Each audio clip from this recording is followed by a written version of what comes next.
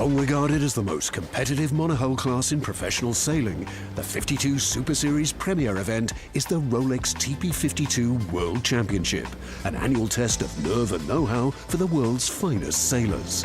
Okay, here we go, all the way up, racing now. The TP52 class is an unbelievable class. Talent attracts talent. I want to see how I stack up against the best tacticians in the world. Bow coming down, one, and hoist. The racing is so competitive. A boat length here and there differentiates between first and last place in this fleet. Jib can come down, no lower. 2 minutes. Really, it is the cream of the crop in my mind. When you have good days on the water, you've earned them. Is the jib staying up or coming down? And when you have bad days on the water, you've probably earned those as well. I think it's open. 4 or 5 boats could win the Worlds, and we have a chance for sure. Stay tight. So, fight to the end. For the TP52 fleet, the seas off southern Portugal have come to represent its own territorial waters, the Club Naval de Cascais having hosted the class on 6 previous occasions, including the World Championships in 2018. 4 years on, the dispute for the world title again looks likely to be close and compelling. So this year's Rolex TP52 World Championship in Cascais is wide open. We've got 9 boats racing, starting off with Allegra, Andy Soriano's team, vastly experienced, good chance of winning. Moving down the dock to Phoenix, our South African team, just missed out on the world title in Palma last year. Tom Slingsby, tactician, is very much the man of the moment. Moving on to the Turkish boat, which is Provetsa, Ergin Imri's team. Now, they've won regattas before, we just need to put a series together.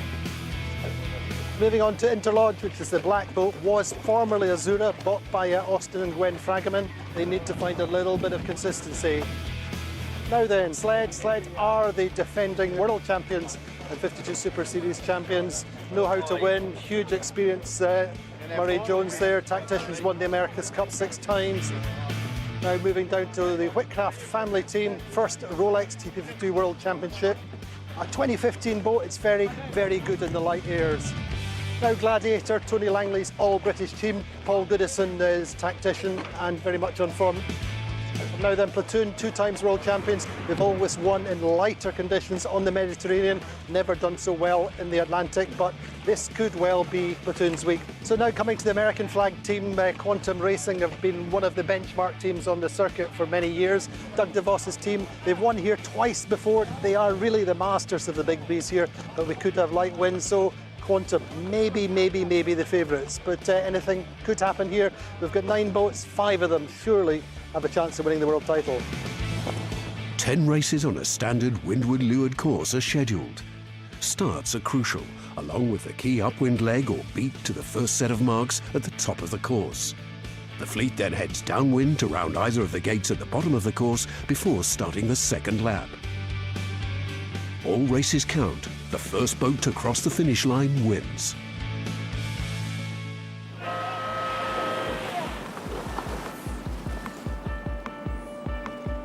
Race 1, just 8 to 10 knot westerlies so far in Cascais, but this year's World Championship is now underway. Allegre lead at the top mark. It's a good start for them. Vayu close behind. Bottom mark, and Sled could be in trouble. It looks like penalty turns for the defending champs. Quantum looks strong in second. They've squeezed past Vayu on that last leg.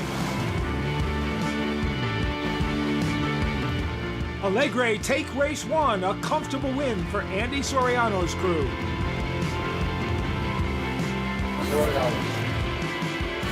Still short of breeze on the opening day here in Cascais. Bottom mark and Sled have squeezed past Quantum on that last run. They take the lead in race 2. Errors of the first race behind them. Takashi Okura's crew win race number 2 of this 10-race series. Quantum home in second, Platoon take third. So Quantum Racing hold an early lead following those 2 second places.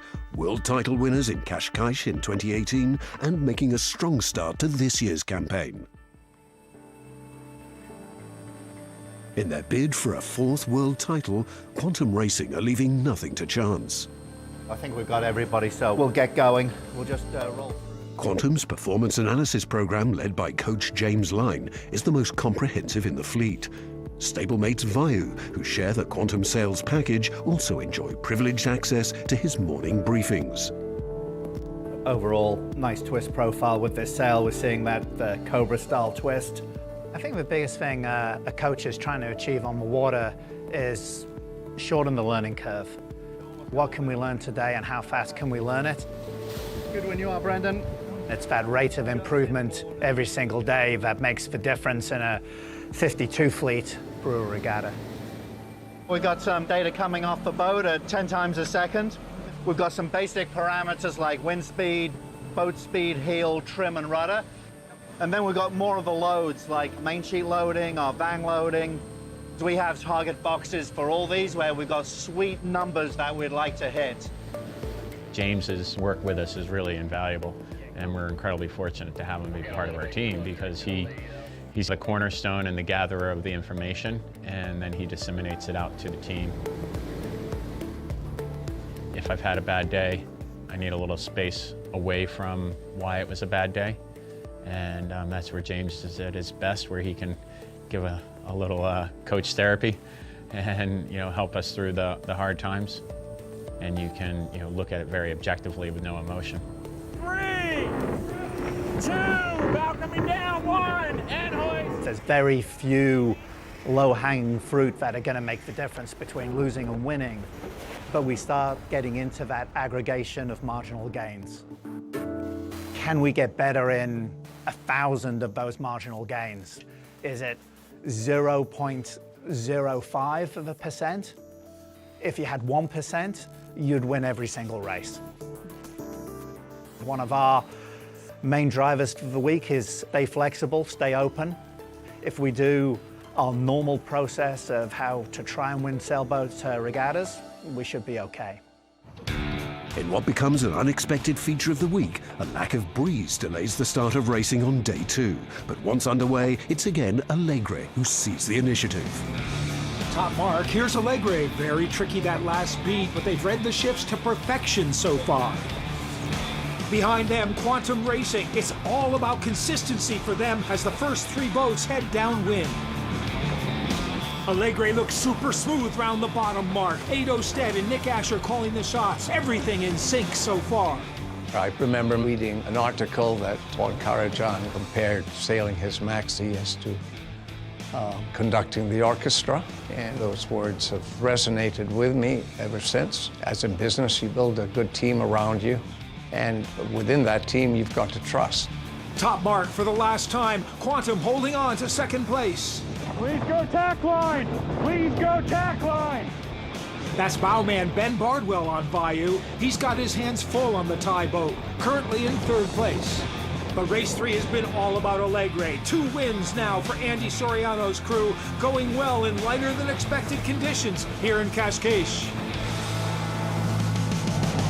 And just time for an energy drink on Bayou before the racing gets back underway. Race 4, and it's tight at the pin end. Quantum and Bayou fighting for the best lane off the start line.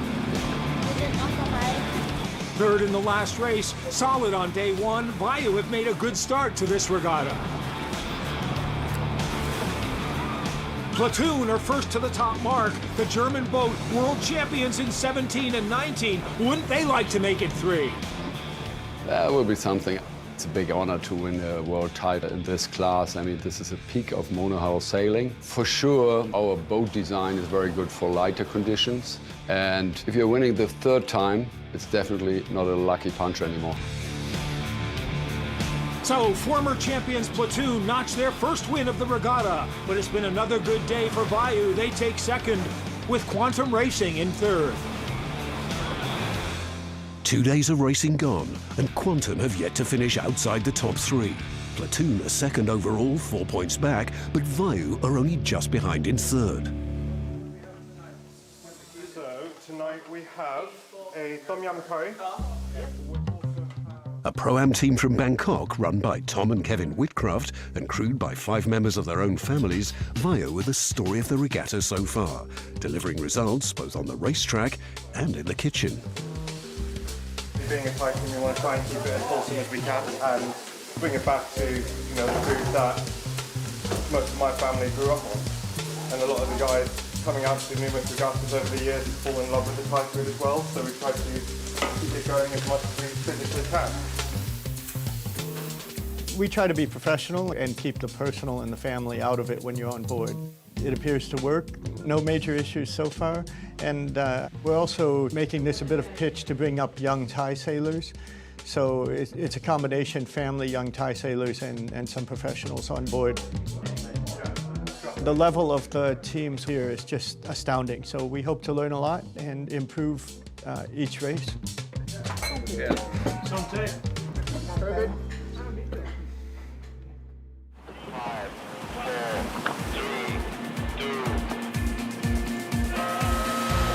Day 3, race 5. Wind still unusually light here in Cascais, so good clean starts are crucial. Phoenix like the left side of the course.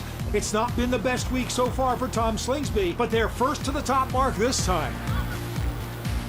If I'm honest, we're 4 races in and I've put us over the line twice in 4 races.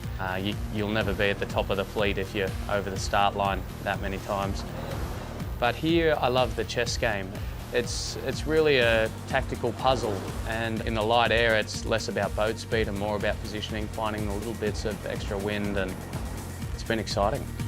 Redemption of sorts here for Tom Slingsby and relief on the South African boat. It's been a good race for Provetza. They're holding off Quantum for second place. But there's no doubt about the first boat home. A comfortable first win for Phoenix in race 5. Second race on day 3, and it looks like Provetza go over early. That's a penalty turn for the Turkish boat.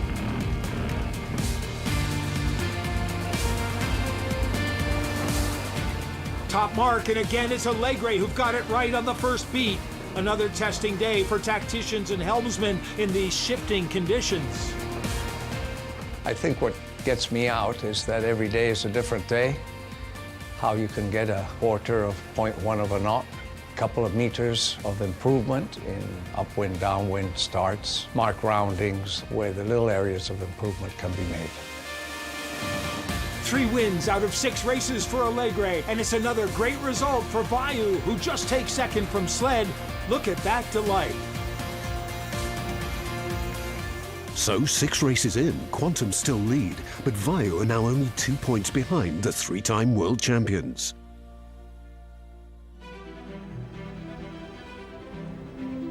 Cabo da Roca, a short distance from Cascais, is the most westerly point in continental Europe. It's part of Portugal's awe-inspiring Atlantic coast, which stretches for over 800 kilometers, shaping lives and creating livelihoods for hundreds of years. The prominence of the former fishing village of Nazaré, 150 kilometers to the north, is a more recent phenomenon. Once a summer season tourist destination that closed during the winter, Nazaré is now the big wave capital of Europe, attracting surfers and spectators from all over the world. The local businesses, sometimes they play with us and say, Pedro, before I had 9 months of vacations, now I can't even take a week off. It wasn't until a concerted effort was made to invite the world's best big wave surfers that the break grew in stature, helped by its proximity to shore and dramatic headland location. The cliff is like a theater, and actually the surfers, when they are coming down the wave, they can actually hear the crowd cheering and clapping, which is amazing. Among the many big wave surfers to draw gasps from the crowd is Germany's Sebastian Steutner. At a height of 86 feet, the wave he caught in October 2020 has recently been ratified as the largest ever surfed, an official world record. What makes Nazaré unique is the presence of a vast canyon in the seabed, running almost to the beach, which oceanographers now understand as playing a critical role in the creation of the biggest waves. The north face of the Nazaré Canyon is a wall, a vertical wall, with a huge step. You came from 200 meters depth to 50 meters depth. So we have waves traveling along the channel of the canyon, and we have waves traveling over the continental shelf. And the waves that propagate along the canyon just refract and interact with the waves propagating over the shelf. It's the combination of these two waves. In a certain time, you get a huge wave.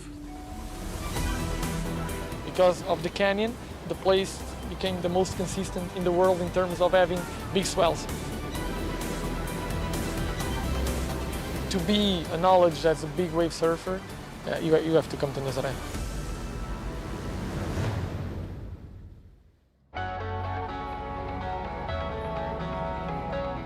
Day 4 at the Rolex TP52 World Championship. Start of race 7, and you can't make mistakes in the charge for the line. But Platoon and Alegre are both over early. Harm Mueller-Spreer not happy on Platoon. Quantum Racing won't mind. They're still leading overall and staying out of trouble. Platoon at the top mark, 5 boats now ahead of them. Out in front are Sled, taking their chances with their title on the line. I don't think you can play conservatively at all. And I've always taken the philosophy that I am going to make mistakes. And I think once you accept that, then you're not afraid to make a decision. On Platoon now, crossing with Vayu, trying to claw their way back. Quantum still in second, and they'll be happy with that. Not so pleased and struggling at the back of the fleet are Vayu. But it's win number 2 for the defending champions. Okay, here we go, all the way up, racing now. Race 8, that's Sean Couvreau, bowman on Platoon, and a clean start for them this time.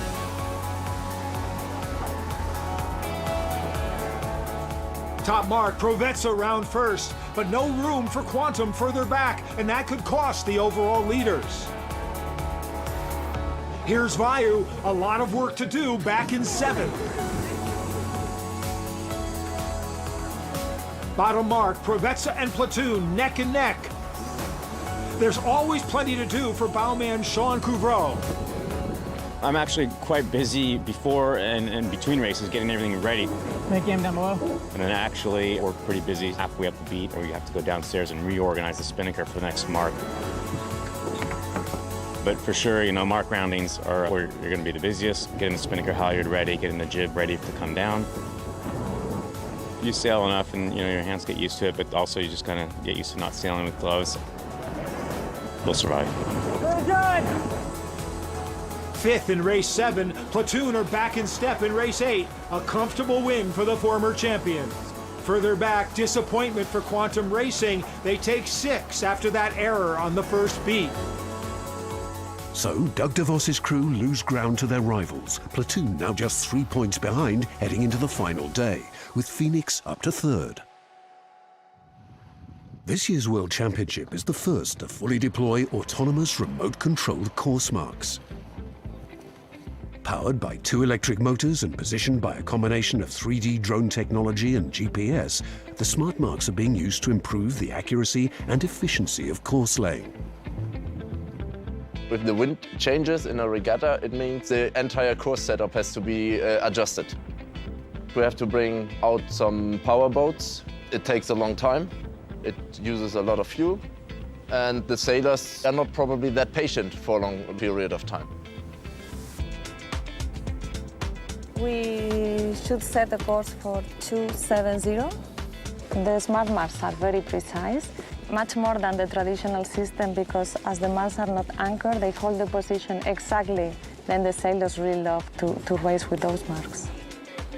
I think it was a very smart move to have the robot marks. We save up to 85, 90 liters. And when you're anchoring with the boat, you are destroying the seagrass, and we don't need that with the robot mark, so that's another good thing as well.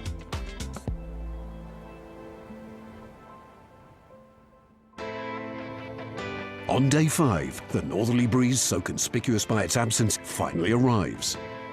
We've got the classic Nortada breeze coming down the coast, so yeah, it looks like we're going to get a good solid 18 to low 20s. Whatever happens, we're going to have a lot of fun because we're going to be sending it. Race 9, all eyes on Platoon and Quantum Racing, just 3 points between them at the top of the leaderboard.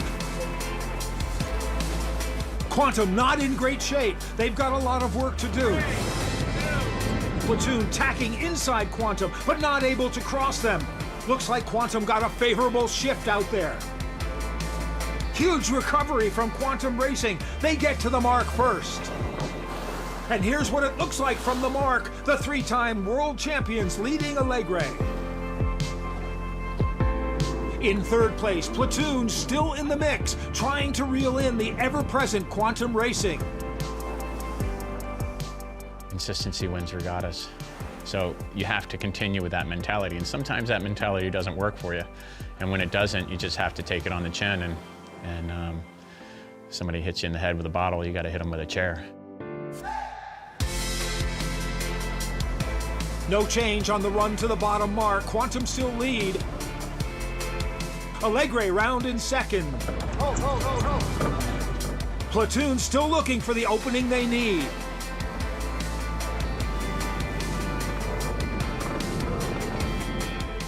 On board Quantum Racing, we're always battling the consistency demon. I don't have any misgivings about how we need to win this regatta. It's very clear in my mind. So you're always racing to get to the last day with that opportunity. It's their first win of the regatta, but a crucial one. Quantum Racing extend their lead to 6 points, headed into the 10th and final race.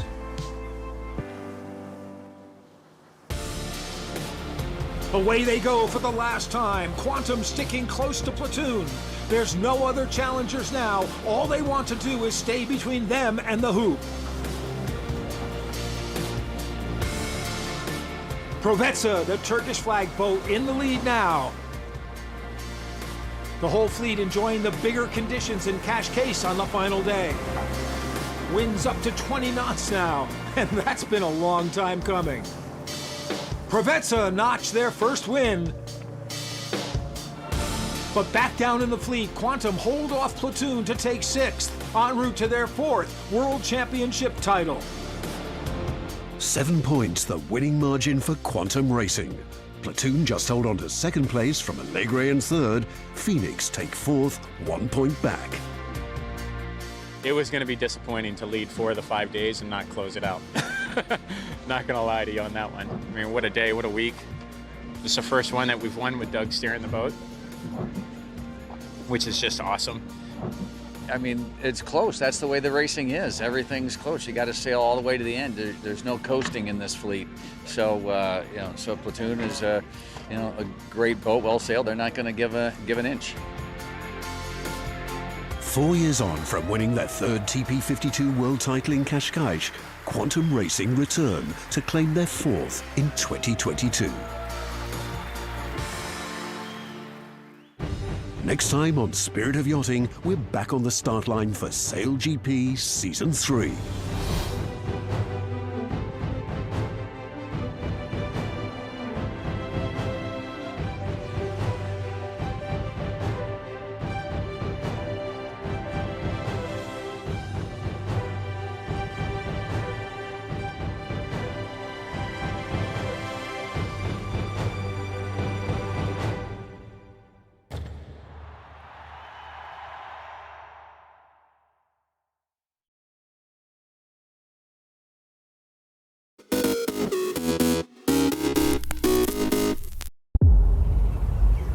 If you want to buy the top of a luxury brand, I think this is it.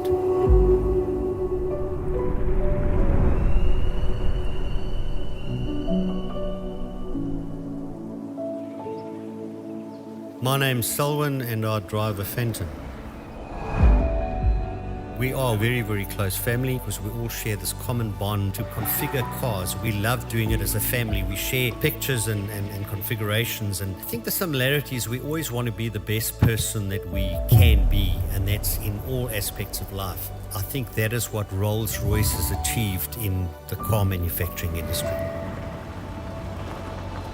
What was good about this one is the gallery of the Rolls-Royce had the painting of Dr. Mshlangu, and it was a very African theme. And being very African, I didn't want it to land up anywhere else in the world. I thought it belonged in South Africa. And I was very, very excited, also knowing that it's from the brand Rolls-Royce and it's a one-of-one. I think the Phantom is just on top of the Rolls-Royce cars as far as I'm concerned. And the driving experience is totally different to anything you've driven. But I don't think I've ever been in a car that just sails. It doesn't even drive on the road. It just purrs and sails over all the bumps. It's just the most comfortable car you could ever own.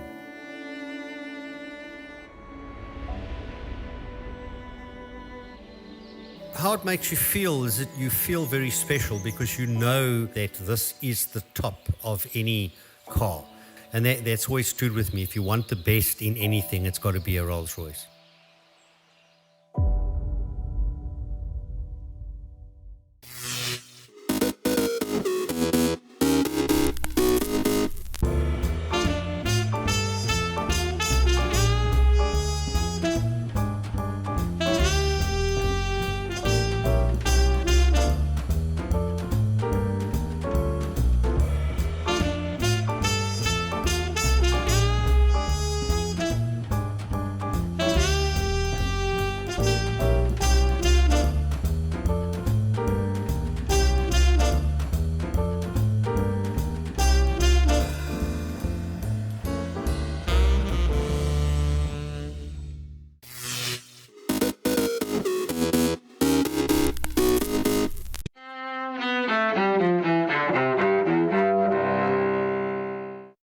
September 30th, 1946. Judgment in the German city of Nuremberg more than a year after World War II ends. That's where an international military tribunal finds nearly 24 top Nazi leaders guilty of war crimes. More than half are sentenced to death and hanged. 7 defendants get prison terms, 3 are acquitted. Hermann Göring, the Nazi Air Force chief, commits suicide before he could be executed. 1949. End of an early Cold War crisis as the last U.S. transport plane makes its run in the Berlin airlift. The American organized airlift brought millions of tons of food and fuel and other supplies to what was then West Berlin during a Soviet blockade.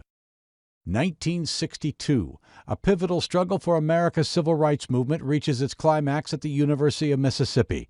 That's where James Meredith, under federal protection, succeeds on his 4th try in becoming the first black student to register for classes. He's admitted after deadly riots on campus leave 2 people dead, and President John F. Kennedy puts National Guard troops under federal command to try to restore order. Americans are free and sure to disagree with the law, but not to disobey it. 1791.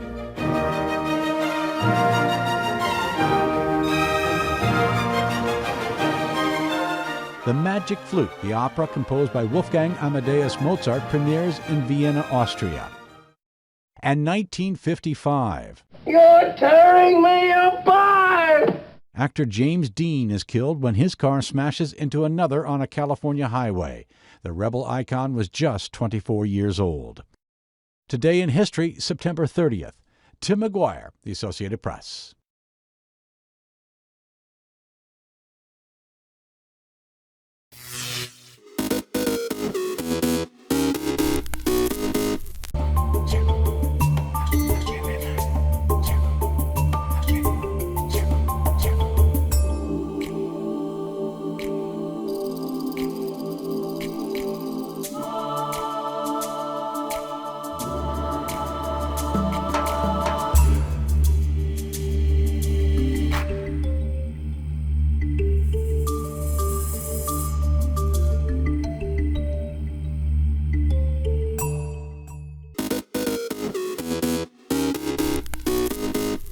Welcome back in our studio, and in today's news,